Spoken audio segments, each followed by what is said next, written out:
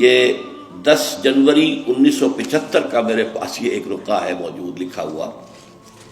ہمارے ایک ساتھی تنظیم کے ہوتے تھے محمد حنیف ورک، ان کی شادی پر میں نے جو خطبہ دیا تھا، پھر میں نے مسجد خضرہ میں لوگوں کو کھڑے ہو کر ہاتھ اٹھوا لیے تھے کہ اس کی پابندی کرنی ہوگی.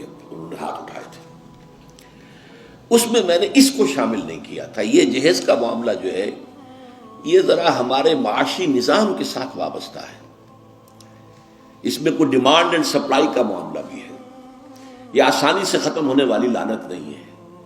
اس وقت ہم نے صرف ایک پابندی لگائی تھی کہ اس کی نمائش نہ ہو، بلکہ یہ ہے کہ آپ کو جو کچھ دینا ہے 2 دن پہلے بھیج دیجئے لڑکے والے کے، یا 2 دن بعد میں بھیج دیجئے. نمائش نہ ہو کہ غریبوں کو یہ احساس نہ ہو کہ فلاں کی بیٹی تو یہ کچھ لے کر گئی ہے اور یہ کہ میرے پاس کچھ بھی نہیں ہے دینے کے لیے.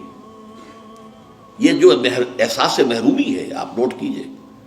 میں نے آپ کو بتایا اسراف کہتے ہیں ضرورت کی جگہ پر ضرورت سے زیادہ خرچ کرنے کو، اور تبذیر کہتے ہیں بلا ضرورت خرچ کرنے کو، صرف نمود و نمائش کے لیے، اپنی دولت کے مظاہرے کے لیے، اپنی دولت مندی کی دھوس جمانے کے لیے. پوری کوٹھی جو ہے قمقمہ بنی ہوئی ہے، ہر جگہ پر ہر درخت کے ہر پتے کے ساتھ بلب لگا ہوا ہے، معلوم ہو جگمگ جگمگ جگمگ ہو رہی ہے. بڑے عمدہ لباس سفید براق پہنے ہوئے جو بہرے ہیں وہ کھانے ڈشیں لیے ادھر ادھر جا رہے ہیں. یہ جو کچھ ہے اسراف. اور اس کے بعد تبذیر کے بارے میں تو فرمایا اسراف کے لیے تو صرف یہ کہا تسرفو لا تسرفو، اسراف نہ کرو. کلو واشربو ولا تسرفو، کھاؤ پیو اسراف نہ کرو. لیکن تبذیر کے بارے میں فرمایا ان المبذرین کانوا اخوان الشیاطین. یہ مبذر جو ہیں یہ تو شیطانوں کے بھائی ہیں. کیوں؟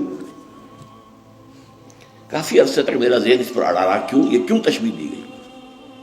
پھر بات کھلی سورہ مائدہ میں جا کر شراب کی حرمت کے ضمن میں الفاظ آئے انما یرید الشیطان ان یوقع بینکم العداوۃ والبغضاء فی الخمر والمیسر. یہ شیطان یہ چاہتا ہے مسلمانوں کہ تمہارے اندر آپس میں بغض اور دشمنی پیدا کر دے شراب کے ذریعے اور جوئے کے ذریعے. شیطان چاہتا یہی ہے. اس شیطان کا حربہ لوگوں کے دلوں کو پھاڑ دینا، کلاس کانشسنس پیدا کر دینا، محرومین اور مترفین کے علیحدہ طبقے ہو جائیں اور پھر لڑیں گے ٹکرائیں گے پھر. اور یہی کام اس میں ہے. جس گھر میں لڑکی کی شادی پر اس طریقے سے پیسہ جو ہے بہایا جا رہا ہے پانی کی طرح، وہاں کوئی شوفر بھی ہے، ان کا ڈرائیور، کوئی پہرے دار بھی ہے، کوئی خانسامہ بھی ہے. اس کی بیٹی بیٹھی ہوئی ہے، بوڑھی ہو رہی ہے، وہ ہاتھ پیلے نہیں کر سکتا. اس کے دل کے جذبات کیا ہوں گے اس وقت؟ کیا یہ اور میں بھائی ہیں آپس میں؟ انما المومنون اخوۃ. یہ واز کہنے کی بات ہے، یہ سب ڈھکوسلے ہیں. انما المومنون اخوۃ، یہ ہم بھائی ہیں. میری بیٹی بوڑھی ہو رہی ہے، ہاتھ پیلے نہیں کر سکتا، اور ان کے ہاں دولت جو ہے وہ پانی کی طرح بہ رہی ہے. یہ دل پھٹ گئے کہ نہیں؟ یہ طبقاتی شعور ابھرا کہ نہیں؟ ان یوقع بینکم العداوۃ والبغضاء فی الخمر والمیسر. عداوت اور بغض اور دشمنی پیدا کر دی گئی.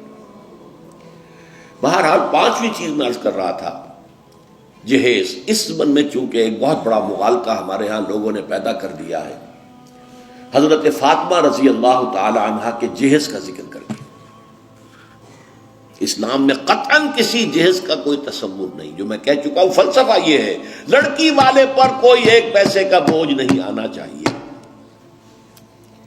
حضرت فاطمہ کے جہیز کا معاملہ کیا تھا کہ ان کی شادی اس اعتبار سے یونیک تھی کہ لڑکی کے والد حضور اور لڑکے کے ولی حضور. حضرت علی کا اور کون تھا وہاں؟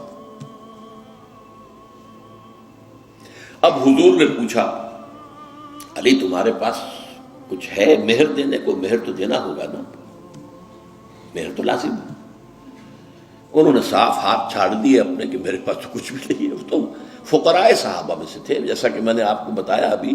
ان کے پاس تو کوئی گھر بھی نہیں تھا، حجرہ بھی ایک انصاری صحابی نے انہیں دیا ہے کہ یہاں آپ اپنی بیوی کو رخصت کرا کے لے آئیں۔ کہا میرے پاس تو کچھ نہیں۔ فرمایا تمہارے پاس ایک زرہ ہوتی تھی؟ کہ جی ہاں زرہ تو ہے۔ انہوں نے کہا اصل میں سمجھا کہ زرہ تو ایک ہتھیار ہے، جہاد کے لیے ہے، وہ کوئی دولت تو نہیں ہے۔ آپ نے فرمایا جاؤ اسے بیچو یا گروی رکھو، قرض لے کے آؤ، لیکن مہر تو دینا۔ وہ گئے اپنی زرہ لے کر بازار میں آواز لگائی، حضرت عثمان نے خرید لیا 30 دینار یا درہم جو بھی ہے، اس میں رقم کا میں یقین سے نہیں کہہ سکتا، اور بعد میں پھر واپس کر دی۔ اس وقت اگر ویسے ہی دیتے 30 دینار یا 30 درہم تو حضرت علی کی جو غیرت ہے اور خودی ہے اس پر بوجھ پڑتا کہ اس نے مجھے خیرات دی ہے۔